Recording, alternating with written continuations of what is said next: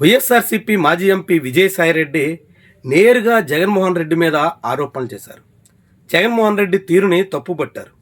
జగన్మోహన్ రెడ్డి తన మీద లేనిపోని అభియోగాలు చేశారని, ఆయన మాటలు వెనక్కి తీసుకోవాలని కూడా డిమాండ్ చేశారు.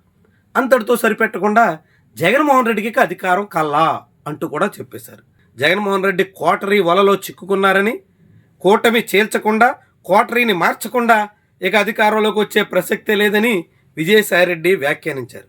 మరి విజయసాయిరెడ్డి ఇంతగా వైఎస్ఆర్సీపీ మీద దండెత్తినా, తీవ్రంగా విమర్శించినా వైఎస్ఆర్సీపీ శిబిరం ఎందుకు మౌనంగా ఉంది? ఎందుకని విజయసాయిరెడ్డి మాటలకు కౌంటర్ ఇవ్వలేకపోతుంది? విజయసాయిరెడ్డి మీద విమర్శలు ఎక్కుపెట్టడంలో ఎందుకు జాప్యం చేస్తుంది? ఇలాంటి ప్రశ్నలు ఇప్పుడు ఉదయిస్తున్నాయి.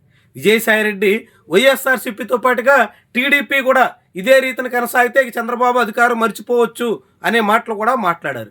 కాబట్టి ఆ మాట కూడా చెప్పారని వైఎస్ఆర్సీపీ శిబిరం సంతృప్తి పడిందా? లేకుంటే సాయిరెడ్డి మీద ఎదురుదాడికి పూనుకుంటే అది ఇంకెలాంటి పరిణామాలకు దారితీస్తుందో అనేటువంటి ఆందోళనతో వెనకడుగు వేస్తుందా?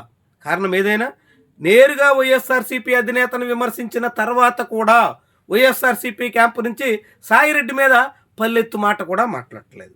నిజానికి సాయిరెడ్డి వైఎస్ఆర్సీపీని వీడిన తర్వాత కూడా మరొక 4 ఏళ్ల పాటు పదవీ కాలం ఉన్న ఎంపీ సీట్ని కూటమి పక్షాలకు పోతుందని తెలిసి కూడా రాజీనామా చేసిన సమయంలోనూ వైఎస్ఆర్సీపీ స్పందించలేదు. విజయసాయిరెడ్డి ఎక్కడున్నా తను బాగుండాలి అనేటువంటి రీతిలో వైఎస్ఆర్సీపీ ట్వీట్లేసి ఒక ఆసక్తికరమైనటువంటి ప్రకటన కూడా చేసింది. కానీ ఆ తర్వాత ప్రెస్ మీట్లో జగన్మోహన్ రెడ్డిని విజయసాయిరెడ్డి పార్టీకి దూరమైన దాని గురించి ప్రస్తావించినప్పుడు ఆసక్తికరమైన కామెంట్ చేశారు. ప్రలోభాలకు లొంగిపోయినట్టు విమర్శలు చేశారు.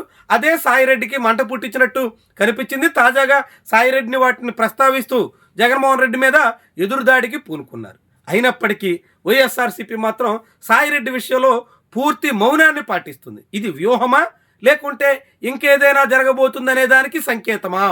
విజయసాయిరెడ్డి అవసరమైతే మళ్ళీ వైఎస్ఆర్సీపీ వైపు కూడా రావచ్చు అనేవాళ్ళు కొంతమంది ఉన్నారు. అయితే జగన్మోహన్ రెడ్డి దగ్గర క్వార్టరీ కొనసాగుతుండగా, ముఖ్యంగా సజ్జల బ్యాచ్ నడుస్తుండగా విజయసాయిరెడ్డి ఇటువైపు చేరే అవకాశం ఉండదు అనేటువంటి అంచనాలు కూడా ఉన్నాయి. వీటికి తోడుగా బీజేపీ ఆశీస్సులతోనే విజయసాయిరెడ్డి ఇలాంటి వ్యాఖ్యలు చేస్తున్నారు. అటు జగన్మోహన్ రెడ్డిని, ఇటు చంద్రబాబు నాయుడిని టార్గెట్ చేయడం ద్వారా బీజేపీకి త్వరలోనే ఆయన ముఖ్యమైనటువంటి భూమిక పోషించే దిశలో అడుగులేయబోతున్నారు అన్నట్టుగా కొందరు అంచనా వేస్తున్నారు. ఎవరు ఏ రీతిలో చెప్తున్నప్పుడు కూడా సాయిరెడ్డి విషయంలో మాత్రం వైఎస్ఆర్సీపీ వైఖరి ఆసక్తికరంగా కనిపిస్తోంది.